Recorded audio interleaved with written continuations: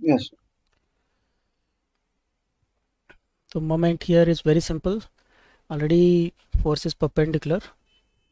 So this is 3 times 2, that is 6 Newton meter.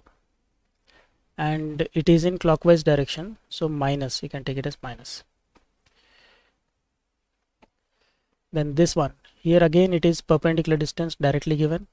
So moment is 7 times 1.5. And this one is clockwise. Clockwise means again negative, minus. So 7 5 is 35, 3 7, 10.5, minus 10.5 Newton meter.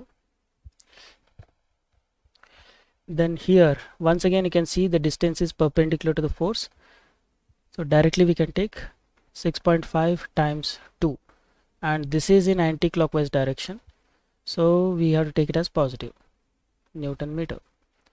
So 6.52 times becomes 13 Newton meter, and it is positive. Then coming over here we can see that the force is passing through the point P. So what will be the perpendicular distance?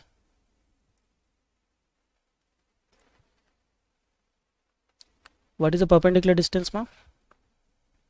This distance is given as 3 meters, but that is not Yes. perpendicular distance.